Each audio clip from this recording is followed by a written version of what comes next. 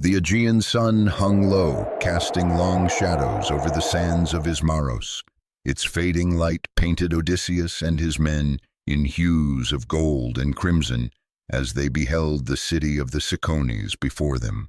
They were weary from years of war, yet the thrill of conquest still coursed through their veins.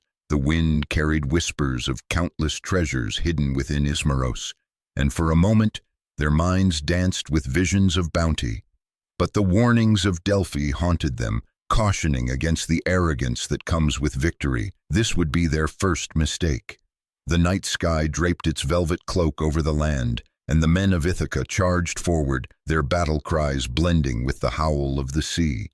They swept through the city like a storm, and soon the streets were littered with the echoes of struggle and triumph.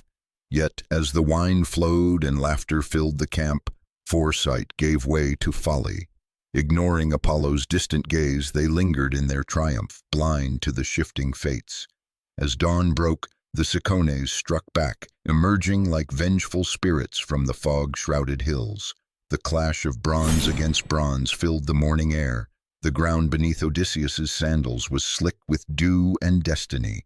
He fought fiercely, each strike a prayer for survival, but the gods had already turned their eyes away. By sundown, the battlefield lay strewn with the fallen, a grim reminder of what hubris begets. The survivors regrouped, their numbers halved, their spirits dampened. The sea beckoned with the promise of home, yet now it seemed more distant than ever. In that moment, the men understood the cost of their defiance. They had spilled blood not just of enemies, but of fate itself.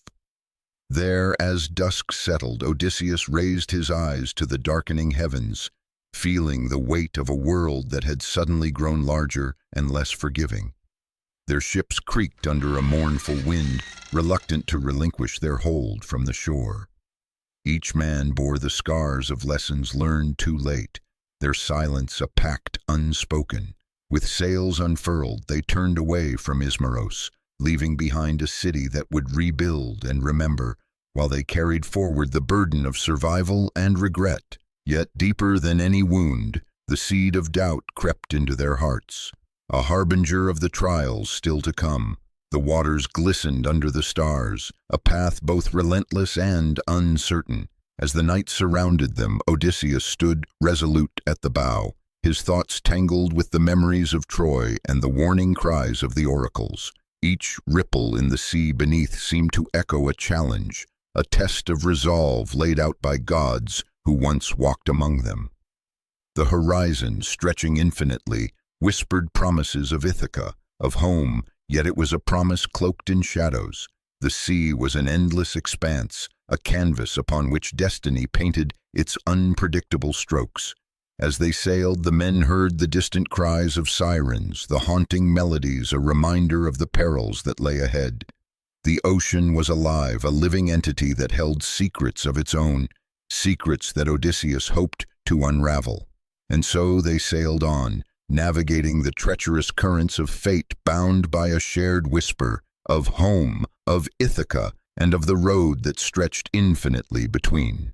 Yet in the silence that followed their departure from the shores of Ismaros, questions lingered like mist over the waves.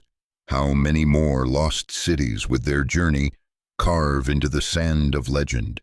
And would the price of their return ever outweigh the cost of their departure?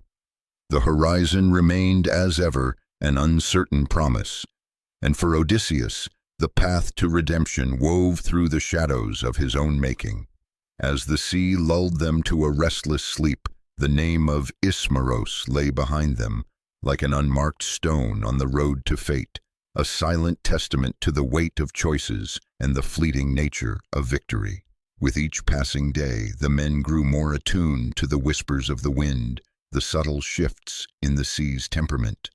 They became a part of the ocean's rhythm, their journey a dance of survival and hope. The stars above were their guides, ancient and unyielding, charting a course through the unknown. In the quiet moments, Odysseus pondered the nature of his quest, the fine line between heroism and hubris. The journey was not just across the sea, but through the labyrinth of his soul. Each wave that crashed against the hull was a question, a challenge to his resolve. Would he find redemption? Would the gods grant him peace? The answers lay somewhere beyond the horizon, in the embrace of Ithaca, in the arms of Penelope. As the moon cast its silvery glow over the waters, the men dreamed of their homeland, their hearts tethered by memories of olive groves and the scent of the Aegean breeze.